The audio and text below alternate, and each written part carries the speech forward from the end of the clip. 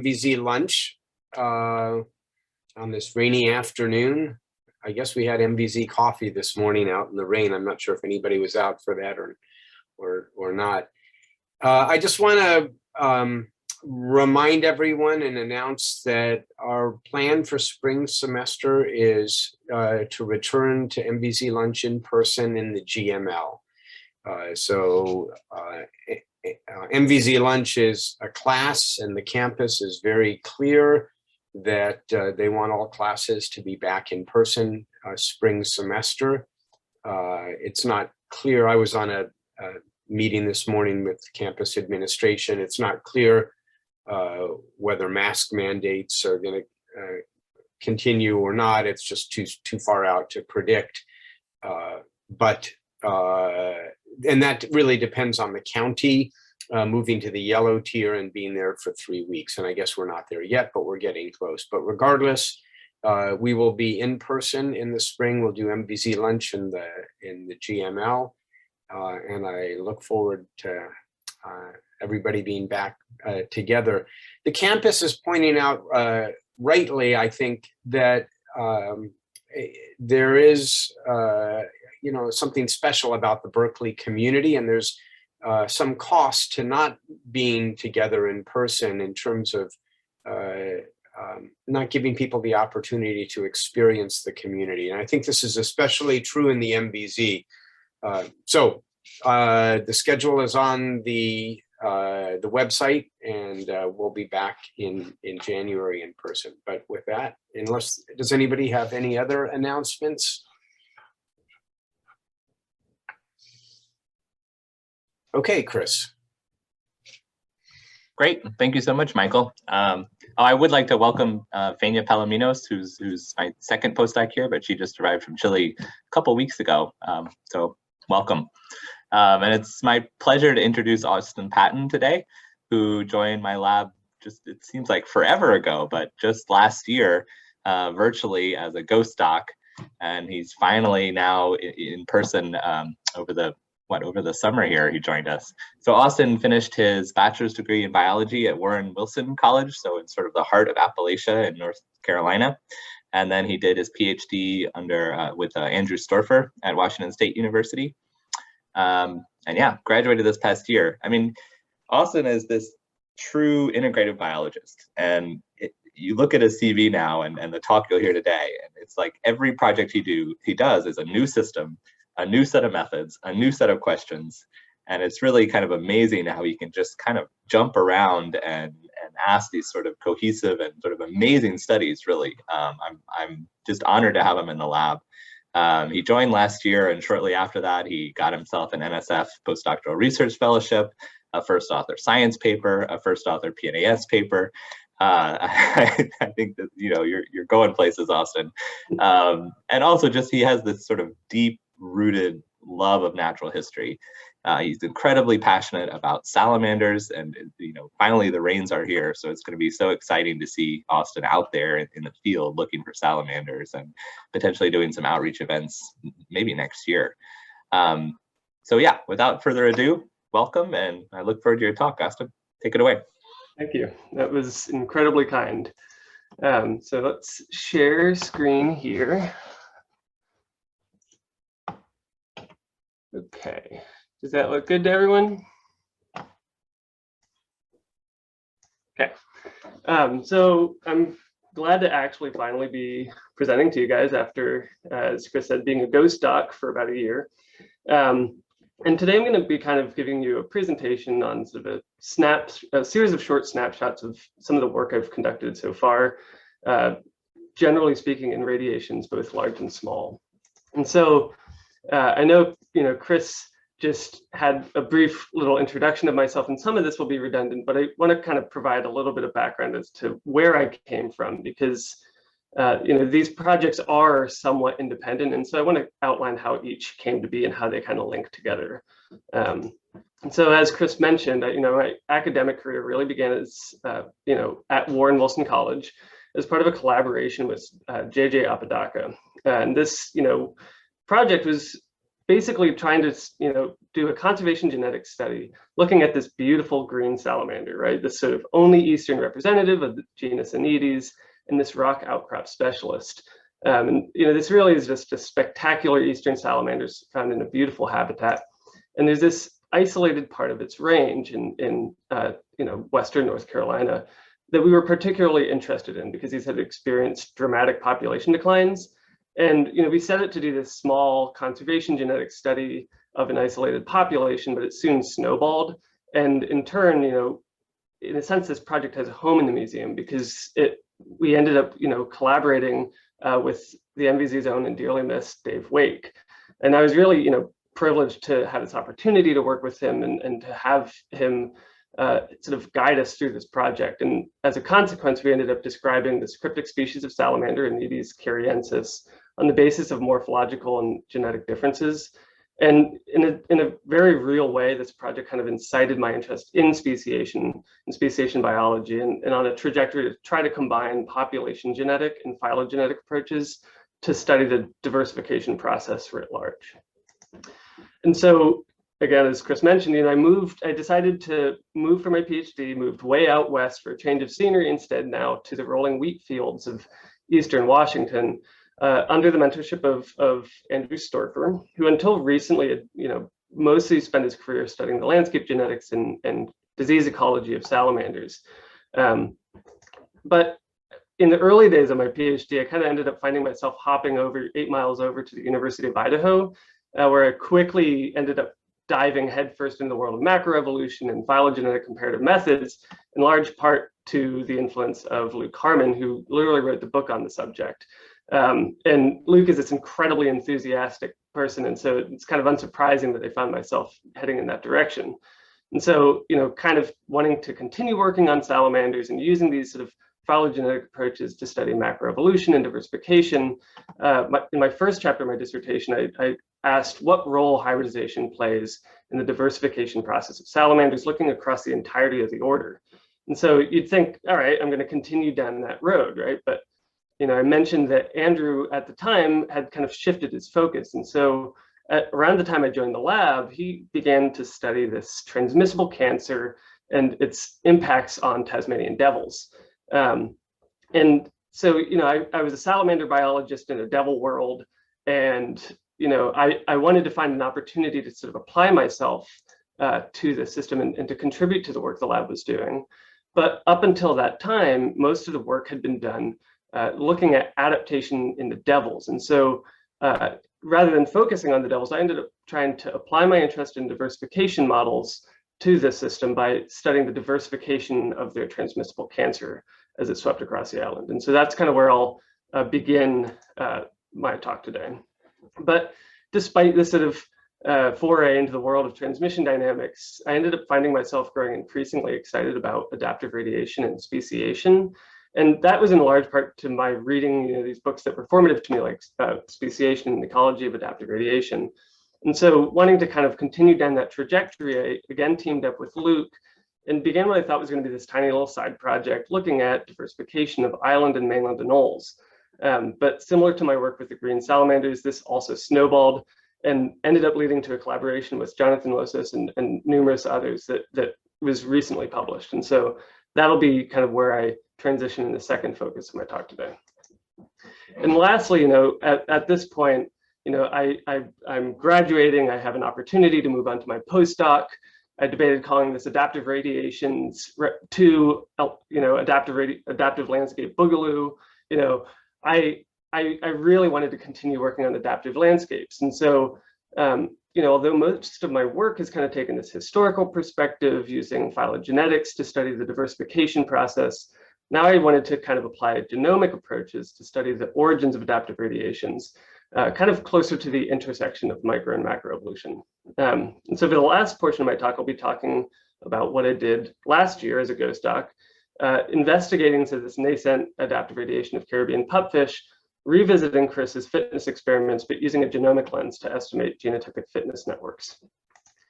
And so placing my work in kind of this broader context from micro to macroevolution, I'll begin today to talk about my study on the transmissible cancer impacting Tasmanian devils asking how DFTD transmission, or you can think of these as diversification dynamics, have changed over the history of the disease. Second, I'll be describing my recently published work comparing adaptive radiations of island and mainland anolis lizards, asking what happens when island and mainland radiations collide. And lastly, I'll end up presenting my work that I conducted with Chris, kind of at the interface of micro and macroevolution, asking how fitness values are crossed on the adaptive landscape, in turn providing us insight into really the earliest stages of adaptive radiation. So let's dive into this first part. So right off the bat, I want to emphasize this was this huge international collaborative effort, right? And so I've pictured the PIs on the grant from the United States and Australia, but really everyone I've listed here was essential. And I want to give a special shout out to the Australian collaborators whose decades worth of field collections made the study possible. So as the name suggests, DFTD is one of the few known instances of a transmissible cancer. And they're really only known in 3 other systems, including canine venereal tumor disease in dogs, a series of transmissible cancers in bivalves, and a now extinct cancer in a laboratory population of Syrian hamsters. And devils are endemic to Tasmania, which is a small island state off of the southern shore of Australia. And it's just spectacularly beautiful. I had an opportunity to go there for unfortunately limited amount of time, but it really is fantastic. But moving back to the devil, this disease, it was discovered in 1996 in the northeastern corner of the island and subsequently swept across the island. And so these gray lines indicate disease fronts and the years at which they were observed. And what's important is that the disease, swept across the island up until 2010, but then that progression slowed, which kind of made people wonder what was going on. And unfortunately, the disease is nearly 100% fatal, right? Meaning that nearly every devil that contracts the disease is going to die within 9 to 12 months. So this is, devastating. And so, I think it's important to give you a chance to see the disease so you can understand its impacts on the devil. And I also think it provides a little insight into how the disease is transmitted. So I'm going to show you a kind of graphic image of the disease. And it's the only one, and I'm going to show it for 2 seconds, and then we'll move on, and we'll never have to look at it again. So I'm going to count down. I'm going to show it to you in 3, 2, 1. It's a really devastating disease. So it's spread through biting interactions, and so these often occur during mate guarding interactions or when they're scrounging for food, because these are nocturnal scavengers. And so it's, again, the reason why I say seeing the disease is important is because they frequently have these open wounds in the oral cavity from crunching through bone, et cetera. And so in these biting interactions, they'll often bite the face of other devils. And so they'll bite those tumors and embed tumor cells into those open wounds, in turn enabling tumor proliferation and transmission. And unfortunately, the disease, there's near universal susceptibility, which means that as a consequence, declines have exceeded 90% at nearly all infected sites, which at this point encompasses pretty much the entirety of the island. Which, as a result, leads to this question of whether or not these are going to go extinct. And so they're now endangered. And modeling work by one of our collaborators, Hamish McCollum, predicted that devils were going to go extinct within 15 to 20 years. And so we often say that devils are, the largest extant carnivorous marsupial. This is sort of a trope that we always include those in that statement in the beginning of our papers. But that's true only following the extinction of the thylacine. And so, or the Tasmanian tiger, right? And so it's especially pertinent that we don't repeat past mistakes and that we do what we can to not lose both. That said, it's been 14 years since those predictions, and devils are faring far better than previously expected. And so, those predictions stemmed from data that were collected immediately following disease discovery. And so we need kind of to update our understanding of the epidemiology of the disease, which in turn all led us to this question of whether or not DFTD poses the same threat as previously predicted. And so to get at this, what we chose to do was sort of take a phylogenetic framework, which effectively pairs phylogenetics with epidemiology, where you serially sample tumor samples across the island, you sequence them, and then you use those to estimate time-calibrated phylogenies.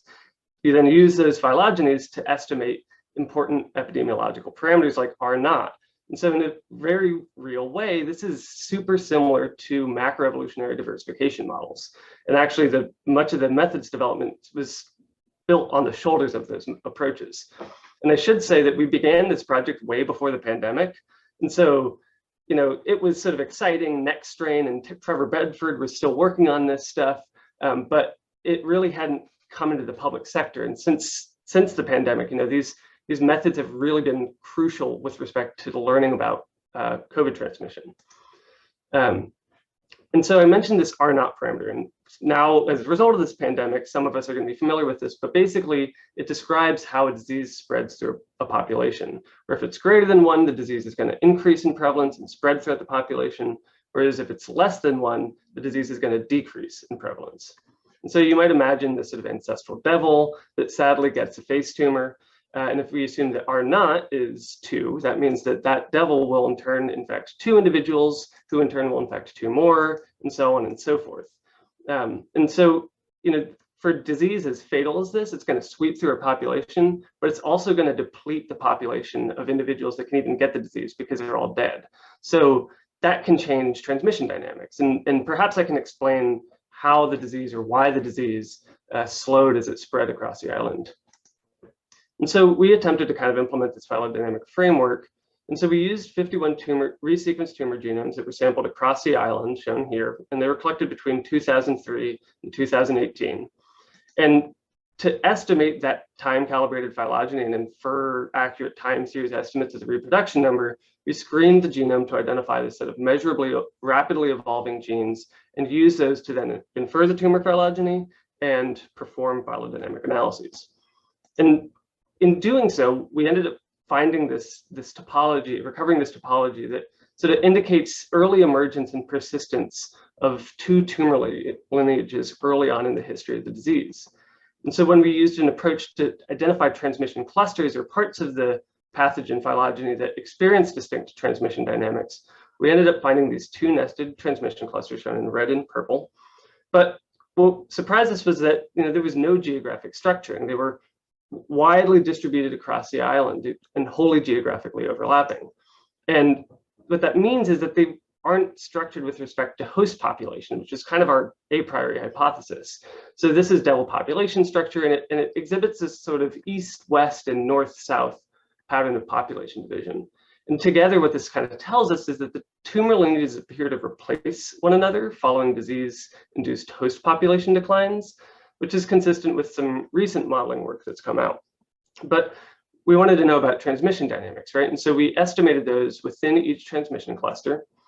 And each of these transmission dynamic trajectories is different, but plotted on the y-axis is the reproduction number, on the x-axis is time. And generally speaking, what we find is cluster 2 exhibits high early rates throughout the 90s and then relatively early decline. Whereas, and these solid lines are the median estimates, whereas cluster 3 exhibits sort of a later increase in rates of transmission and a protracted peak ending around 2010. And again, this is coincident, right, with this sort of slowing of disease progression around 2010. So rates of transmission appear to have slowed around that time. But most excitingly, what we end up seeing is that R0, this effective reproduction number, is at or around 1 at present, meaning that DFTD's progression across the island really does appear to be slowing and reaching some form of an equilibrium. So taken together, right, everything we've found sort of supports this interpretation in which DFTD appears to be transitioning from a state of emergence to one of endemism. And in other words, it's no longer increasing in prevalence in devil populations and may in fact be becoming stable and reaching some sort of equilibrium. So as a result, maybe rather than devil extinction, perhaps DFTD devil coexistence should be the expectation.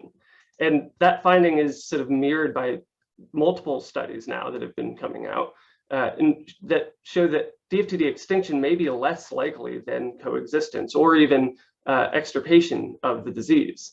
And that in part may be due to that disease-induced population decline, where reduced devil density leads to fewer opportunities for transmission.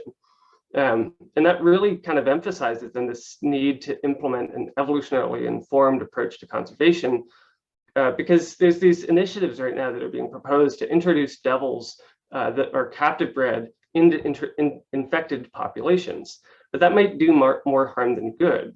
The Storfer Lab has shown that devils are adapting to the disease, and so you may swamp that adaptation. You may also inflate population density, which in turn leads to increased rates of transmission. So if DFTD is in fact transitioning from the state of endemism, we want to weigh our options wisely. So we started out today basically talking about the diversification dynamics of sort of a radiation of a transmissible cancer. But now let's shift gear to my sort of first foray into the world of opportunity of adaptive radiations, looking across anolis lizards to characterize the dynamics of adaptive radiation in island and mainland settings, sort of applying these sort of diversification models to adaptive radiations now.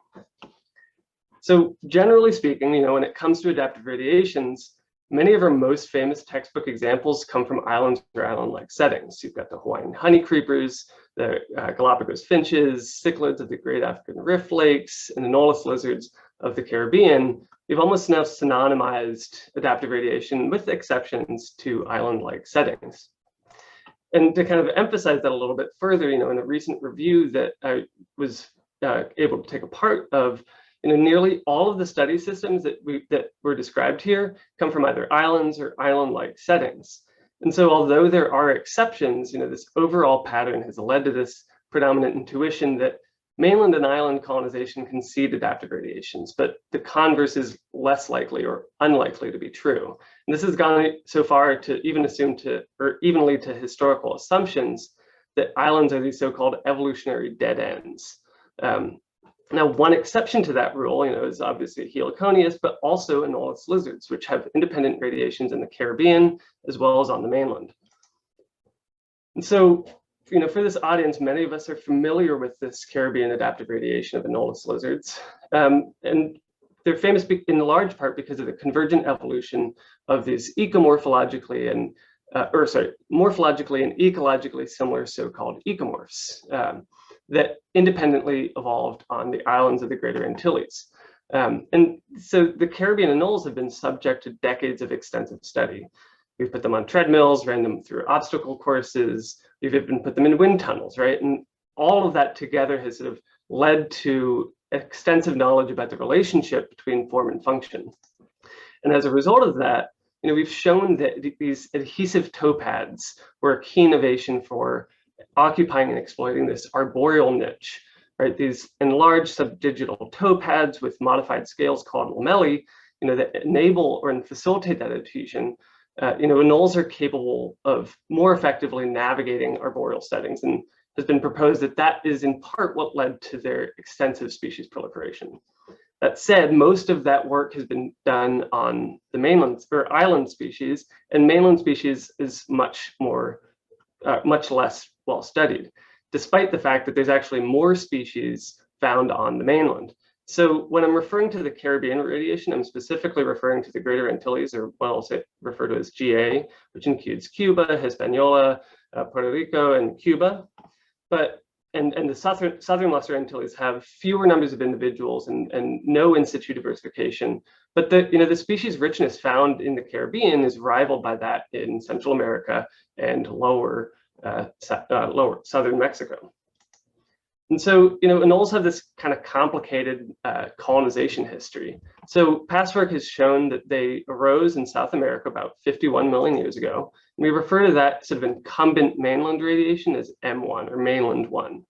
That radiation subsequently began to colonize the Caribbean and the Greater Antilles about 43 million years ago, which in turn island hopped and then subsequently colonized Central America and southern Mexico about 34 million years ago. And importantly, at the time, the Isthmus of Panama hadn't formed and the Central American Seaway hadn't closed. So there was no extant anoline diversity here. And so M2 kind of colonized a mainland without congeneric sympatric species, right? And then what's kind of also interesting is, right, with that formation of the Isthmus of Panama, around 14 million years ago, you have opportunity for faunal exchange where M1 began to move northward and M2, the island-derived clade, began to move southward. And so again, here, right, this really was a large collaboration that I started in 2017 as a side project with Luke. We roped Jonathan into this, and it really again snowballed, and it began and ended as a side project, but everyone here really contributed extensively, both conceptually as well as providing tons of decades worth of collections that I was fortunate enough to use. And so with that dream team assembled, right, we wanted to ask what happens when island and mainland derived radiations collide. And so we know the nulls upon recolonization of the Americas did fairly well, but how does island derived mainland radiation fare when faced with this sort of incumbent congeneric mainland radiation? So we aim to do so using this nearly complete time-calibrated phylogeny, as well as using an extensive suite of morphological data, including 10 morphological traits that have been used in a whole slew of studies to describe ecomorphology, as well as 2 ecological traits, perch height and perch diameter. But we first wanted to, generally speaking, look at patterns of species proliferation. And again, this is analogous in some respects to the methods I used to study transmission dynamics. And so we used a whole slew of different approaches to get at this, to estimate net diversification across the annul tree of life. And we included a whole bunch of methods, including polled rates, and the patterns are generally fairly consistent across. So I'm just going to report the one here. And so this is the results from BAM, which doesn't distinguish between whether islands, for instance, are found in island or mainland-like settings. And painted on the branches are rates of net diversification, where warmer colors indicate faster rates and cooler colors indicate slower rates. And what's interesting is that, almost perfectly coincident with the colonization of Central America, we find this sort of pulse and an increase in the rate of net diversification. But we also ended up finding evidence for this sort of second increase in net diversification that coincides with the initiation of the closure of the Central American Seaway, the beginning of the uplift that led to the formation of the Isthmus of Panama. And so, this implies that, at least to some extent, that maybe that faunal exchange or this great annul biotic interchange may have influenced patterns and accelerated rates of diversification on the mainland. And so at this point, we know that island and mainland settings are dramatically dissimilar with respect to their ecology. And so we might expect that upon recolonizing the mainland, maybe M2 converged in morphology and ecology to something more like that of the incumbent mainland radiation, or M2 is island derived. Maybe something about that ancestry led them to adapt to the mainland setting in a distinct way. And so just highlighting one such example, we find that generally speaking, M1 and M2, so this is perch height on the y-axis, M1 appears to occupy greater heights in the canopy than M2. And so there's some degree of ecological partitioning apparently. But maybe they navigate these arboreal settings in different ways as a result of that sort of island ancestry that M2 has. And so we reinvestigated this classic ecomorphological relationship between perch height and lamella count, or you can think of this as the size of the subdigital adhesive toe pad. And classically for islands, this relationship is positive, which signals this adaptive relevance of subdigital toe pads in exploitation of the arboreal niche. And so using a phylogenetic ANCOVA, we showed that the ecomorphologies are distinct between the 3 groups. So the solid line here is a regression accounting for phylogeny, whereas the dashed line does not account for phylogeny. But what I want you to take from this is that M2, right, or M2, this island-derived radiation, and the Caribbean radiation are quite similar with respect to that relationship, showing a significant positive relationship. Whereas M2, if anything, there's a weakly negative relationship. So this kind of tells us that maybe the way in which M2, this island-derived clade, exploits the arboreal niche is distinct from that of M1, the incumbents. But regardless, we find that these 2 clades are kind of more proximate to one another in trait space. So maybe there's evidence of convergence going on. These are annuls, so you got to look for convergence. And so to get at this, what we did is using this phylogenetically standardized trait similarity metric, which is similar to what was used in Mazel et al. In 2017. But this approach is this sort of phylogenetic effect size. It's asking how are species more similar in morphology than you would expect under a fitted model of multivariate trait evolution. So you're accounting for rates of trait evolution correlation between those rates, as well as relatedness. But more specifically, we're interested in asking whether which clades harbor more within or among clade convergence than expected. And so in doing so, what we ended up finding, right, is there's convergence all over the place. We've got convergence within the Greater Antilles as expected. There's also convergence within the island-derived mainland clade, M2. And lastly, there's also convergence between the two mainland radiations. So this is beginning to imply that maybe that former hypothesis that M2 converged in trait space to M1 as a result of that mainland setting has some merit. And this finding of convergence on the mainland isn't necessarily surprising, right? There's been a series of excellent studies that came out recently showing this. And so that wasn't necessarily what we were excited about. So when we instead look at among and within clade convergence, this is a heat map of the log number of convergences observed either within on the diagonal or among clade on the off diagonal. We find and here the warmer colors indicate there are more convergences than expected, whereas cooler colors imply there are fewer observed convergences than expected. And these white squares imply that we didn't observe any convergence among these two clades. What was exciting is that, or surprising really, is that we don't find a statistical enrichment for convergence within the Caribbean radiation. So right, that's the opposite of what we expected. So maybe there's sort of a quality over quantity sort of situation here, where the cases of convergence are really exceptional, but not surprisingly abundant. In contrast, we actually find that M2, right, this island-derived clade, has more cases of within clade convergence than you would expect, given this model of trait evolution that doesn't account for convergence. But to get to this sort of question as to whether or not there's an enrichment of convergence between the two mainland clades, we find that in fact there is modest evidence supporting that there is convergence in trait space among the two mainland clades. So at this point we know that the recolonizing mainland lineage has shown some interesting patterns with accelerated diversification, ecological differentiation between the mainland incumbents, as well as extensive morphological convergence. But what happens when these two radiations meet? And it's complicated, but we can kind of get some clues by looking at the distribution of each clade across the mainland. And so in doing so, we find that M1 finds its greatest species richness in the Andes and is found all throughout South America and makes it up into lower Central America. Now, M2, right, we find these sort of two distinct subclades, so to speak, subgroups. So let's look at each of them. Well, M2 early, right, this group that colonized the Yucatan Peninsula finds its greatest species richness around there in southern Mexico and upper Central America. But it also swept throughout South America. It finds the least diversity in the Andes, implying that maybe there's some degree of competition or exclusion between the two groups, but still, it swept throughout South America successfully.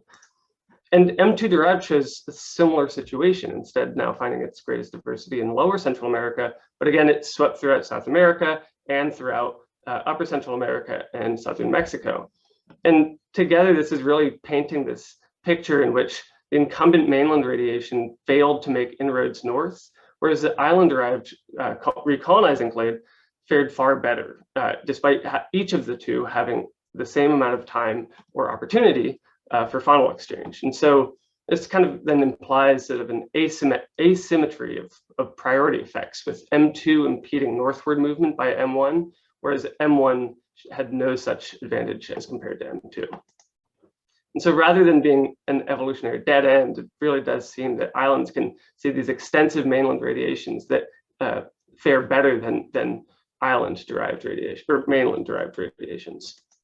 And in a way, this kind of brings us back to this famous tape of life metaphor that was initially posed by Stephen Jay Gould in his book, Wonderful Life, which is, if we replayed the tape of life, would we find the same evolutionary outcomes repeating itself? What about for Anolis? Well, our results, again, should suggest that there's really no clear answer. Because on the one hand, we find strong evidence for evolutionary determinism with widespread convergence. But on the other hand, we find that this historical contingency may have played a significant role in which the recolonizing mainland clade benefited from the absence of congenerics in Central America upon the time of its colonization. And it may have even benefited from these ecomorphologies that are distinct to and seem to have arisen in the island ancestors. And so rather than one or the other playing this predominant role, it really does seem more or less that the two are kind of working in concert to determine evolutionary outcomes. And importantly, that there's multiple routes to adaptive radiation. And so, now we've kind of covered my work at either end of the spectrum and concluded with my recent opportunity to work with adaptive radiations.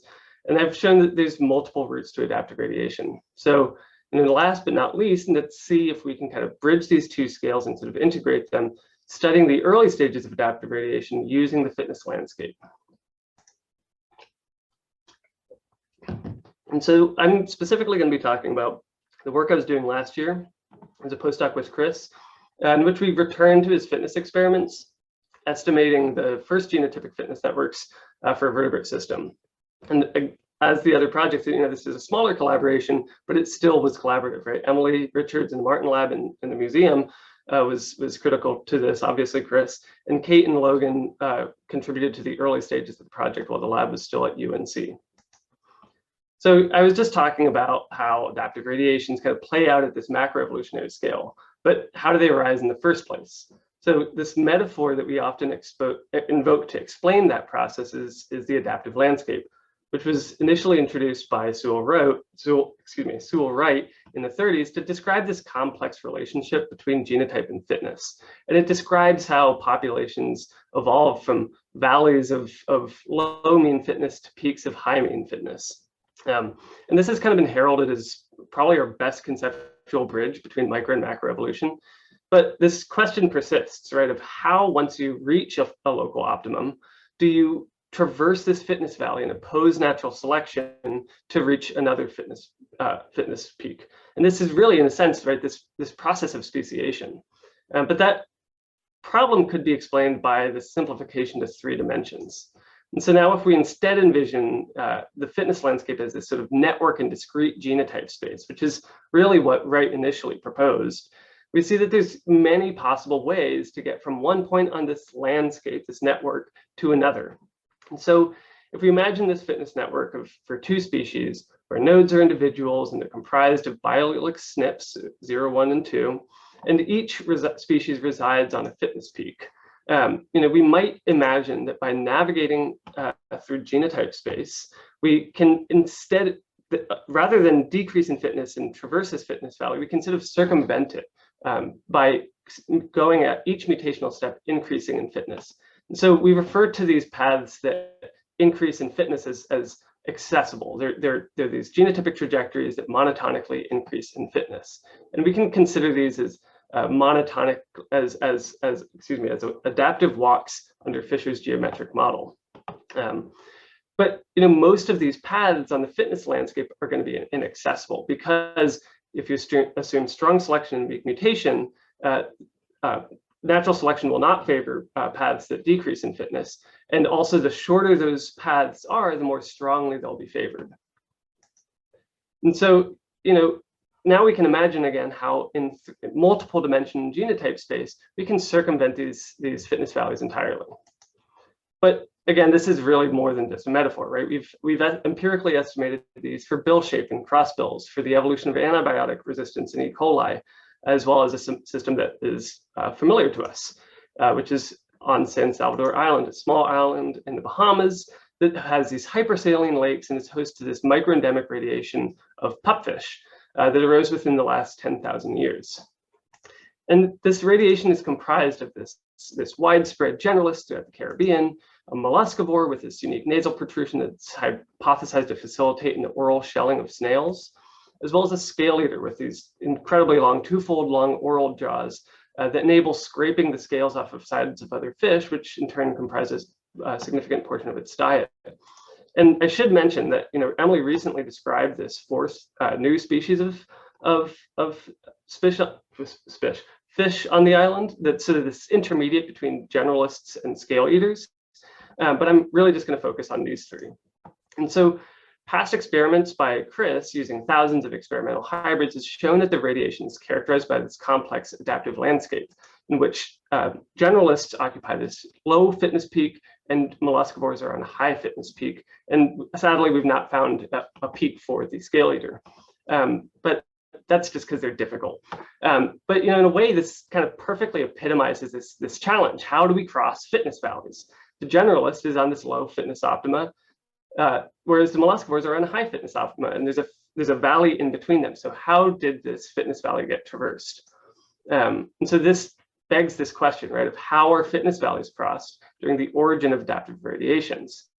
And in a way, this is broadly speaking what we were trying to get at. But within this are two kind of related questions. First, what's the genetic basis of fitness? Can we get at this from Chris's fitness experiments? And then two, what influences accessibility on the fitness landscape? And how accessible are fitness paths between species, from generalists to either specialists? Maybe by looking at the genotypic fitness networks, we can explain how those valleys were crossed.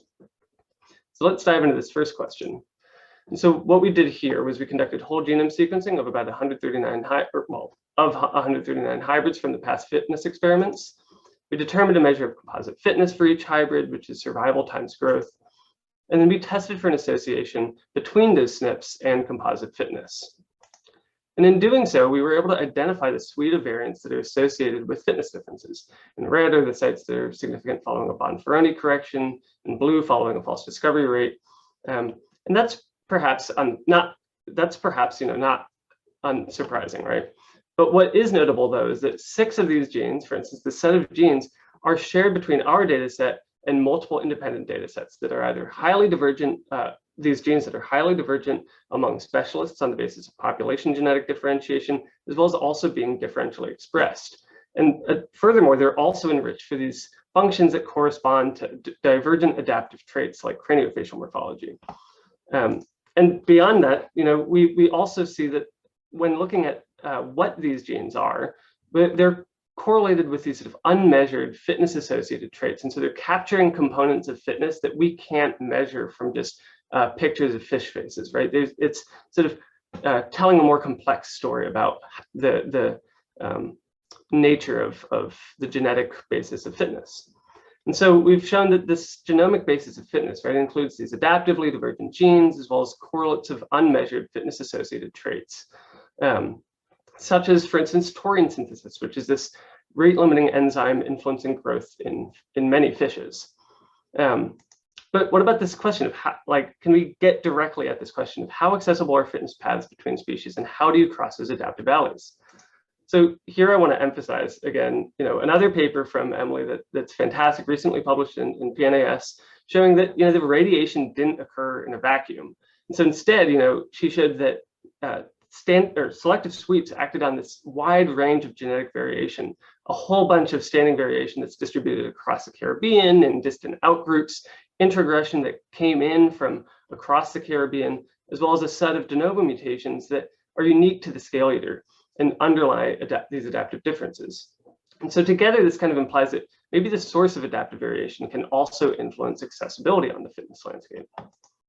And so to get at this, what we did was, very briefly, we constructed genotypic fitness networks from each of the 3 sources of genetic variation. And then we used a subsampling procedure to construct genotypic networks from a reduced set of SNPs, because network space is really immense, right? It's vastly larger than tree space, which is famously and impossibly large. And so by repeating that subsampling procedure 1,000 times, we then can broadly summarize the structure of the genotypic fitness networks in the system, as well as capture measures of accessibility. And so here's an example of a genotypic network for a set of 10 SNPs, where each node is a distinct combination or haplotype of those 10 SNPs. So these circles are haplotypes that are observed in hybrids with node size proportional to in whereas the squares are haplotypes observed in the parental species that are wild caught. And so for the hybrids, in general, we connect nodes that are neighboring, right? These edges are connections between neighboring nodes. And so generally speaking, looking across the network, what we find is scalators are actually quite isolated, right? They're distributed all, quite far from generalists and molluscivores. And this is kind of consistent with past work from morphology. Whereas generalists are more widespread and molluscivores are sort of on the opposite side of this sort of fitness landscape, but more closely situated to generalists. So we wanted to take a closer look at accessibility now, asking whether paths separating generalists from either specialist differed from each other with respect to how accessible they are in the fitness landscape. And so on the left is a fitness landscape with interpretation similar to the one I just showed, but this is from a set of 5 SNPs. And these red arrows indicate these sort of accessible paths, these paths that monotonically increase in fitness. And we try to characterize accessibility using 2 metrics. One, how many accessible paths are in that network that separate generalists from either specialists, where the more accessible paths there are means that the path is more accessible. Whereas the second metric, we asked how long is that most accessible path, right? Where again, if you assume strong selection and weak mutation, the shorter the path is, the more accessible it is to natural selection.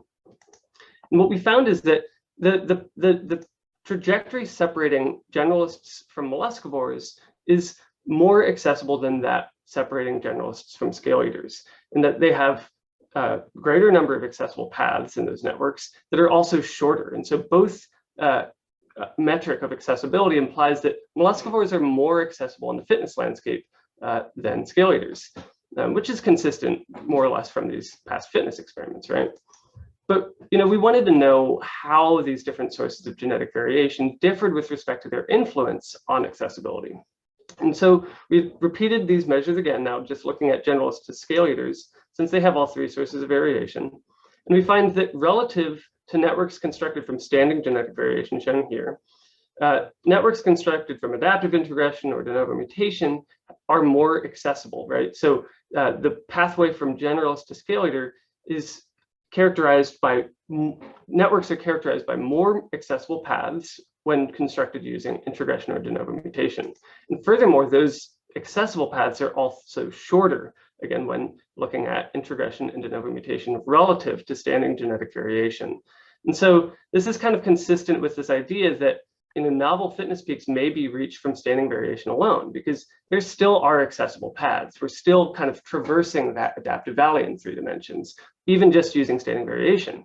But integration and de novo mutation can kind of maybe provide that special something to kind of kickstart the process. And why that is kind of still a little bit of a mystery to us. This is so new that we're kind of deep into it, trying to interpret this. But together, the takeaway I want you to get is that adaptive integration and de novo mutations increase accessibility on the fitness landscape. And so, now we have kind of this recipe for adaptive radiation, in which, there's this large body of extensive literature demonstrating the influence of different sources of genetic variation on the process of adaptive radiation. And this is just a small body of that work, but, we tried to build off of that to come at this from a unique angle, looking directly at their influence on the fitness landscape. And so as a result, now we're beginning to understand how fitness valleys are crossed at the nascent stages of adaptive radiation. So in the most general sense, right, we showed that the high dimensionality of genotype space enables populations to circumvent those fitness valleys entirely. And that's done using this sort of cocktail of genetic variation. And so, more specifically, our results are kind of consistent with this longstanding idea that adaptive radiation may first proceed via standing genetic variation, since it's just available to the population. And as our study shows, it's sufficient to cross those adaptive valleys.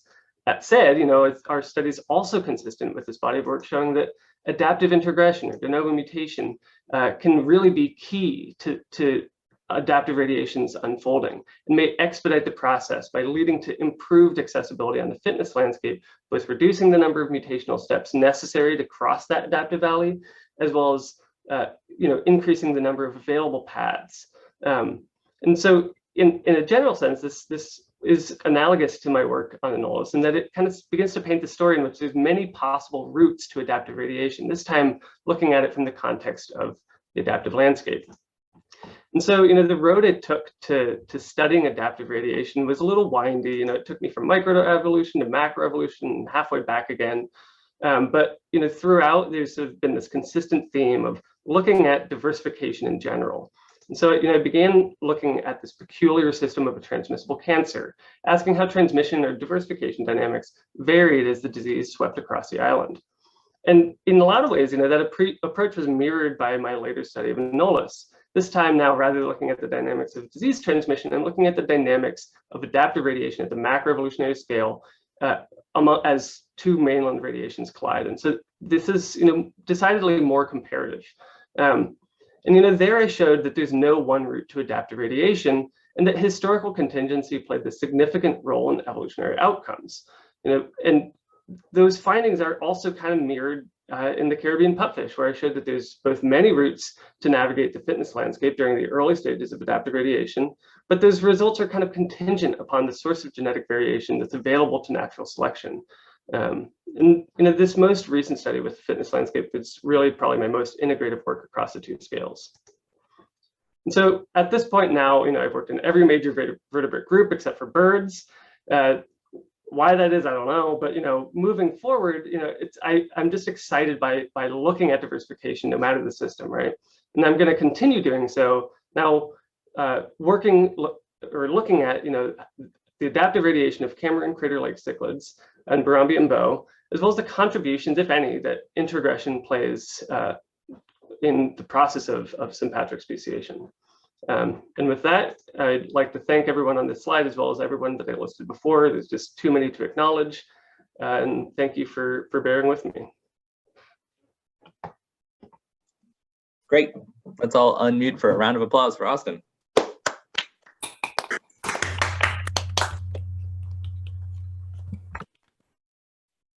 Questions?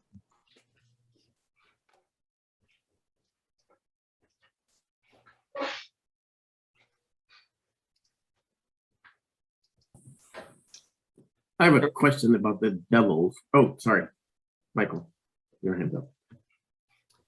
Yeah, Austin, that was a great talk. Really interesting. All three systems. You covered a lot of ground there. Thank you.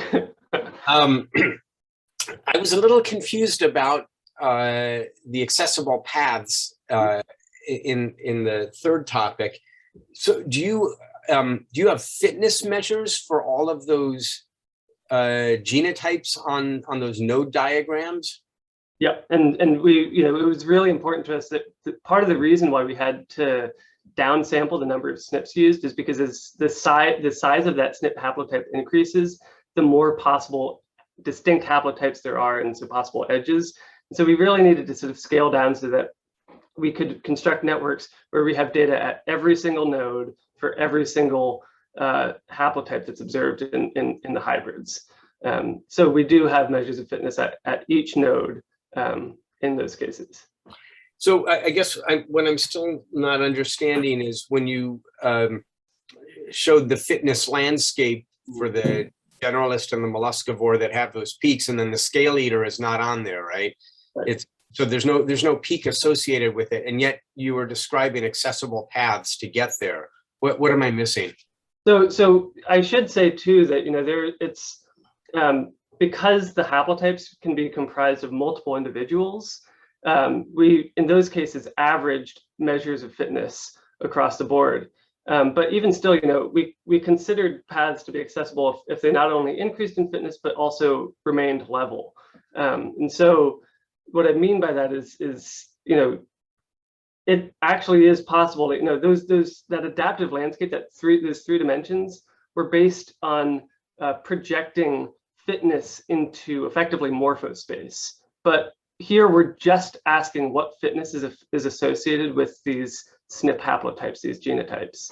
And so there's not necessarily a one-to-one correspondence between the fitness observed at a given haplotype and the fitness we see for the species at large on the three-dimensional adaptive landscape, because there were still scale eaters that survived in those fitness experiments, or scale eater-like hybrids that survived in those fitness experiments. But the net effect when pairing this with morphology led to that complex adaptive landscape with two peaks. Okay, I think that helps. So, but it sounds like what's missing then still is tying the fitness landscape to morphospace in a more precise way. Is that fair to say? Yeah, and we did some work pairing inclusion of these SNPs that we found to be associated with fitness with measurements of morphology to infer sort of a joint adaptive landscape, which kind of gets to that. But I kind of had begun to play a little bit with sort of trying to plot these fitness landscapes, these fitness networks on morphospace, on those adaptive landscapes. But that kind of direction wasn't pursued particularly far for whatever reason. Yeah. So I agree. I mean, I think a more clear link between the two would be useful in sort of contextualizing our results on. Yeah, still, it's wonderful work. Thank you. All right, Tyrone, I think you had a question. Yes, awesome talk and very nice body of work. Thank I you. have a slightly different question. In Tasmania, quite a bit when the issue with the devil was just coming to attention of people. So I'm wondering if you can say more about the transmission type. Is it viral? Is it actual cell being transferred? And knowing the sequence, can you say something about its origin outside of the devil, or was it did it all come from within the devil himself? Yeah, I should have gotten into that a little bit more. So we do know its origin. It is a clonal cell line, and so it arose from a Schwann cell in a devil. And so what was so hard about that project in particular is that we're using these phylogenetic approaches that are initially designed to study RNA viruses that are incredibly rapidly evolving. But because the disease itself is this clonal cell line that arose from a devil, right? It's a devil cell line. It has a 3.1 gigabase genome. It's a vertebrate genome that's a transmissible cancer. And so I don't believe that there's thought that it's sort of induced or transmitted from a viral sort of vector kind of thing. It's a clonal cell line. Okay, that's what I thought I'd heard, but I didn't know if there was anything new. Yeah, is that clear? Yeah. Okay. Ben. Hey, great talk, Austin. That was awesome collection of work. I thought the Knoll project, one really interesting thing about the Knoll project was looking at the perch height as between the M1 and M2 and seeing how it seemed like they were differing in that way. I guess I'm curious what other ways those two radiations differ, and like what you're feeling on, like if are they occupying completely different niches, or are they overlapping? And then I was also thinking, like, could this be like an example of like a taxon cycle on a mainland, kind of, as we usually think about that on an island?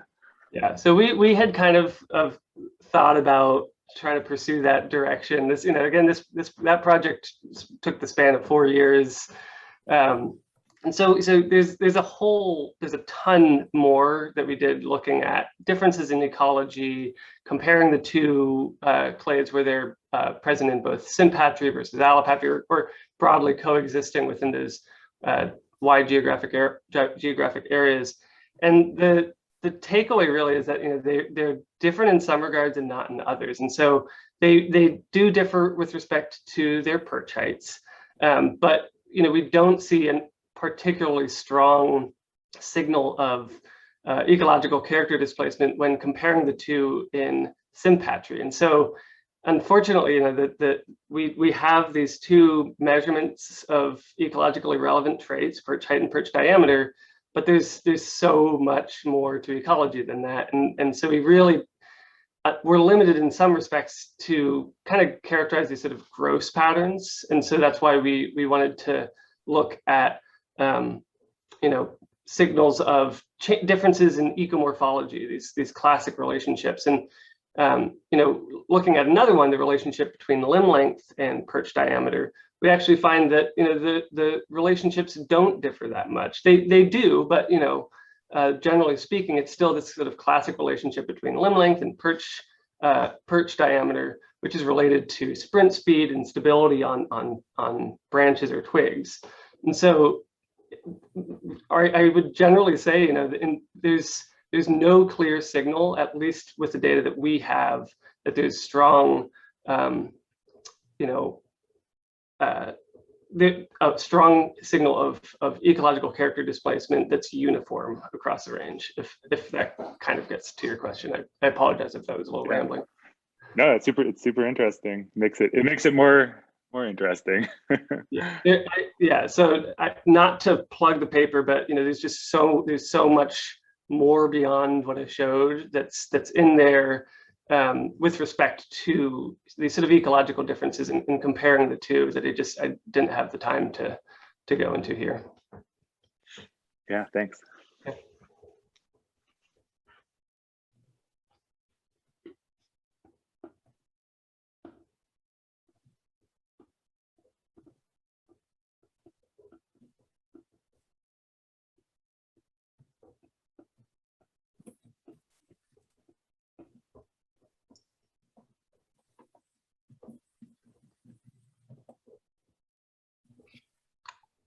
Anyone else?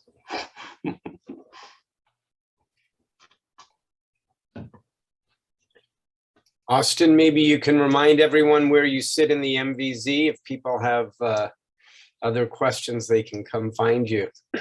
Yeah, so I'm right next door to Chris, and I'm kind of in the interstitial space between Chris's office and the grad student office. So pop on in. I'm happy to talk more about this stuff. Thank you guys for being patient with the very bouncy talk from one topic to another. Wonderful talk. Thank you very much. And next week, we have another postdoc, Simon, who will be giving his MVZ lunch, Simon Scarpetta. All right, we'll see everyone next week. Thanks, everyone.